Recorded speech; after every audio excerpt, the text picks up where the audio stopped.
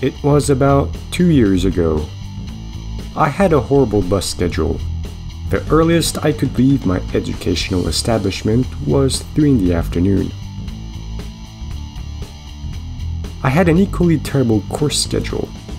Some days I only had one class at 8 in the morning. You can probably tell I spent a lot of unnecessary time at school.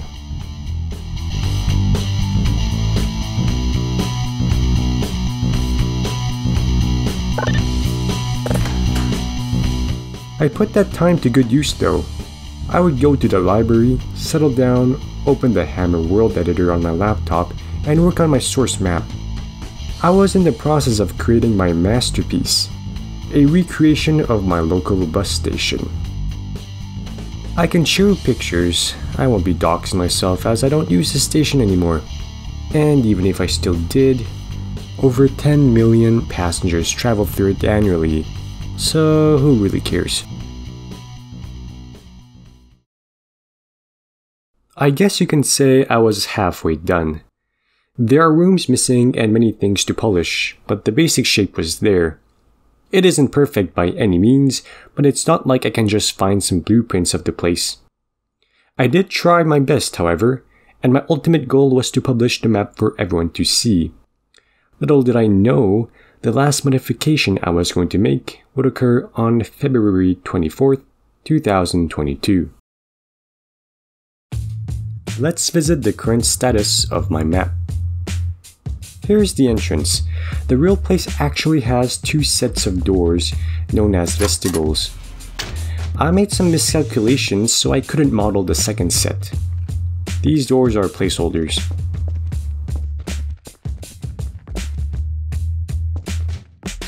It feels a bit surreal to walk through a virtual copy of a place that you used to frequent daily, especially when you made the map.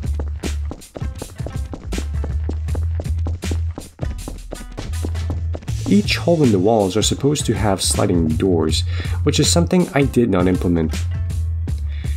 You would wait in line here for the bus.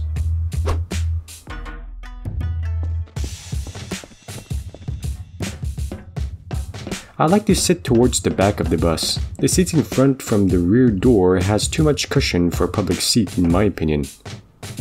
By the way, this bus is from a mod, not from the map, if it wasn't obvious.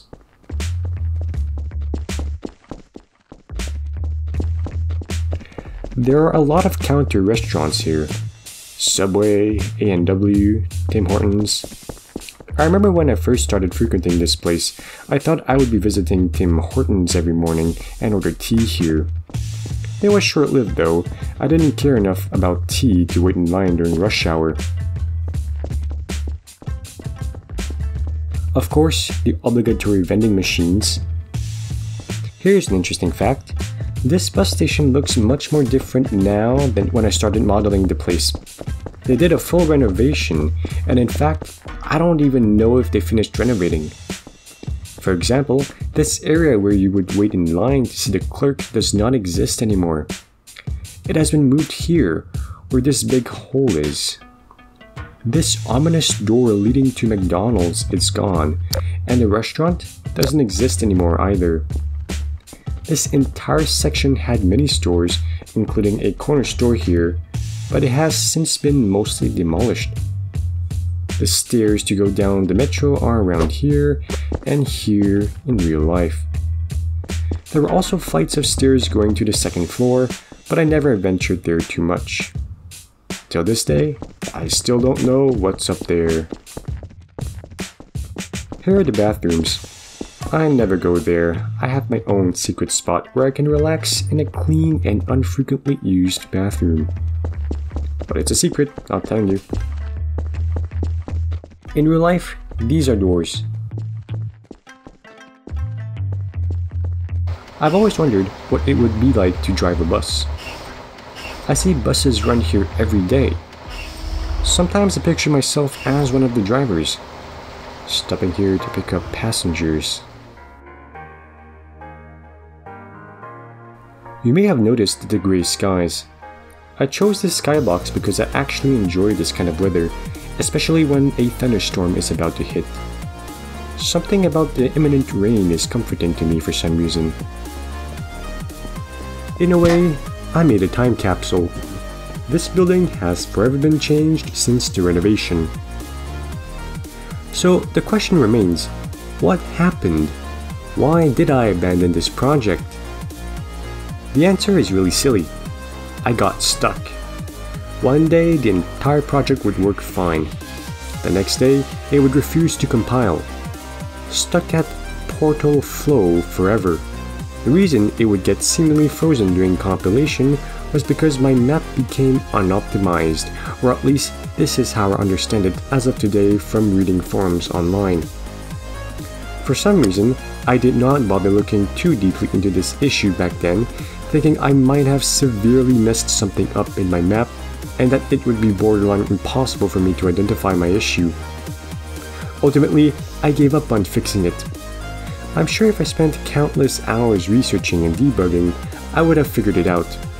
But alas, it was a big enough roadblock to make me want to give up. Or perhaps a more accurate description would be that I decided to focus on other projects, while putting this one on the back burner.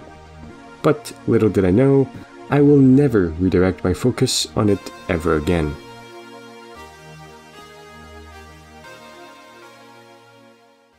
Warning, the following segment may contain flashing colors. It will be safe to look at after I say the words water bottles.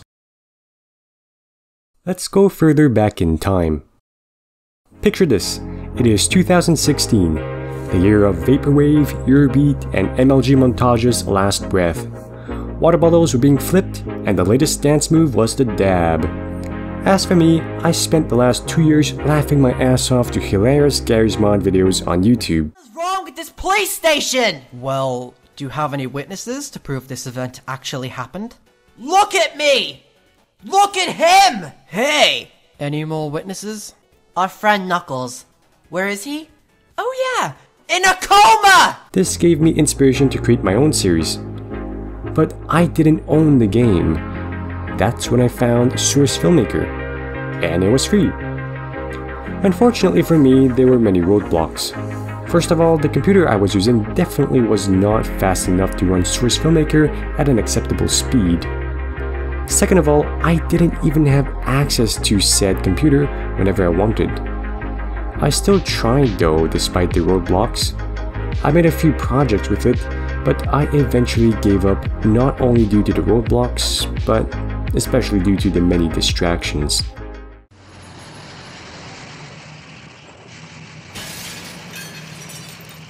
Give me your money.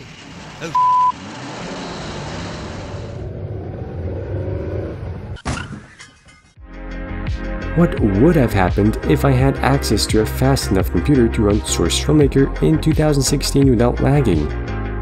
What would have happened if I didn't constantly get distracted by other things which prevented me from learning SFM properly? I might have produced more meaningful videos than my very poorly made Sonic vs. Windows NT 5 series.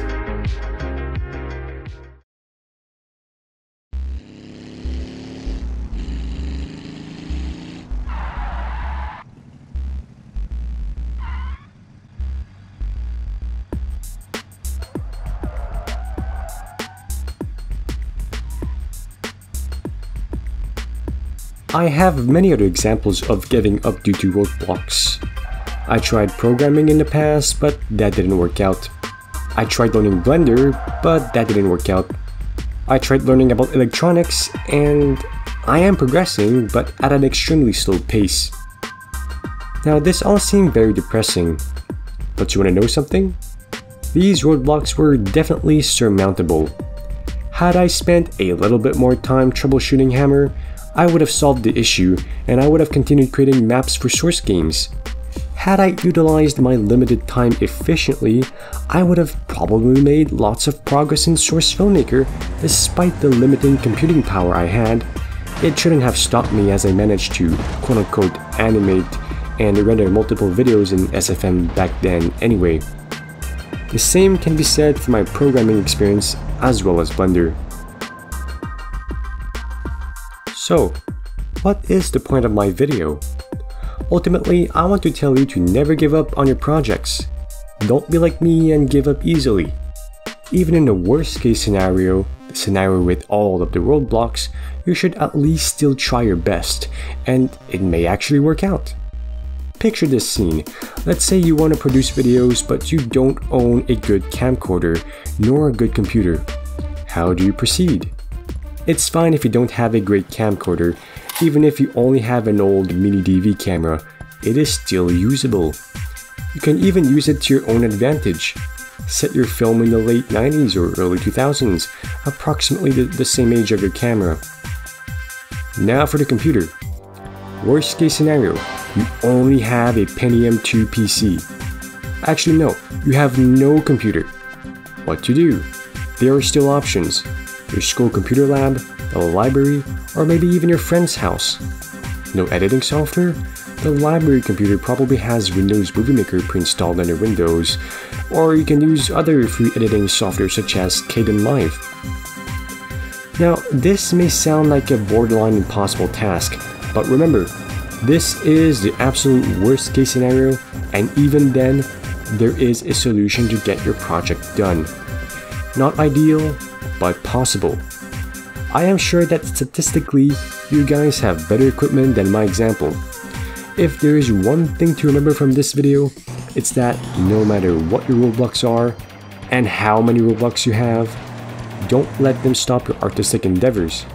If you're really passionate about your project, get creative and find ways around your roadblocks.